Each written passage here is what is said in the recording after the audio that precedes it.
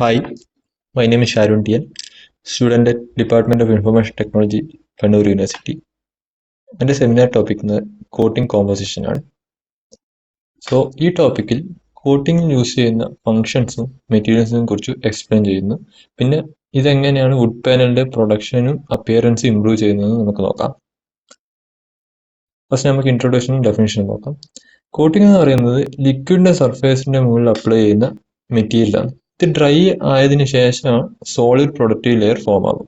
ഈ കോട്ടിംഗ് ഇല്ലെങ്കിൽ would moisture observe ചെയ്യും, ഡാമേജ് ആക്കും, അപ്പിയറൻസിൽ ലോസ് ചെയ്യുകയും ചെയ്യും. Understanding coating. അപ്പോൾ കോട്ടിംഗ് മെയിൻലി 3 ഫങ്ഷൻസ് ആണ് ഉള്ളത്. ഫസ്റ്റ് പ്രൊട്ടക്ഷൻ ആണ്. വുഡിനെ മോയ്സ്ചർ, കെമിക്കൽ സ്ക്രാച്ച് എന്നിൽ നിന്നും പ്രൊട്ടക്ട് ചെയ്യും. സെക്കൻഡ് ആണ് ഡെക്കറേഷൻ. വുഡിന്റെ കളർ, ഗ്ലോസ്, അപ്പിയറൻസ് എല്ലാം ഇംപ്രൂവ് ചെയ്യും. തേർഡ് ആണ് functional property. Some coatings UV resistance, flame resistance, insulation എല്ലാം പ്രൊവൈഡ് ചെയ്യും. ഇതിലാണ് കോട്ടിങ്ങിന്റെ മെയിൻ ഫങ്ഷൻസ്. അടുത്തതിന് കോട്ടിങ്ങിന്റെ 4 മെയിൻ കോമ്പൗണ്ട്സ് എന്ന് നോക്കാം.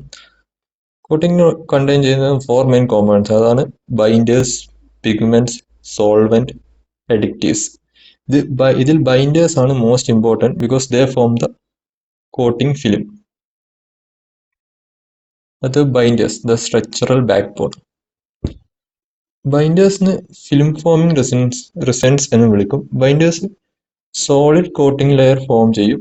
പിഗ്മെന്റ് പാർട്ടിക്കിൾസിന് ടുഗദർ ആയിട്ട് ഹോൾഡ് ചെയ്ത് നിർത്തുകയും ചെയ്യും. പിന്നെ കോട്ടിങ്ങിനെ വുഡ് സർഫേസിൽ സ്റ്റിക്ക് ചെയ്യാൻ ഹെൽപ്പ് ചെയ്യുകയും ചെയ്യും.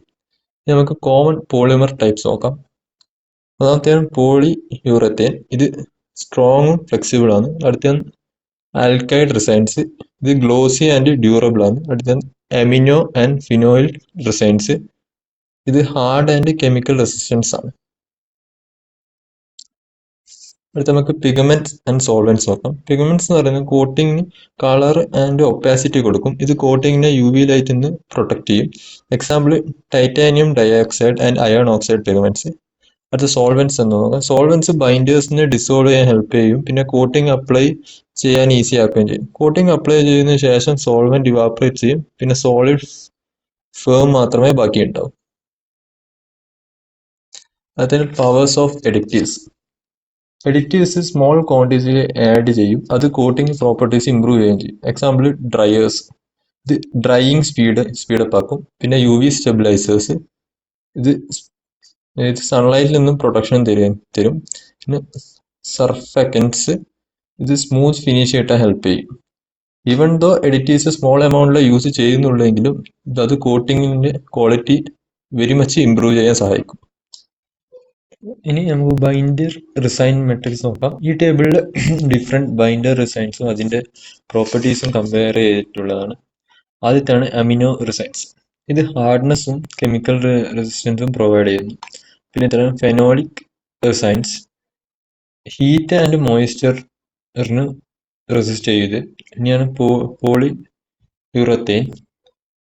സ്ക്രാച്ച് റെസിസ്റ്റൻസ്, ഫ്ലെക്സിബിലിറ്റിയും പ്രൊവൈഡ് ചെയ്യും. പിന്നെ alkyd resins gloss and easy application provide ചെയ്ത്. ആപ്ലിക്കേഷൻ അനുസരിച്ചാണ് ഡിഫറെന്റ് ബൈൻഡേഴ്സ് നമ്മൾ സെലക്ട് ചെയ്യുന്നത്.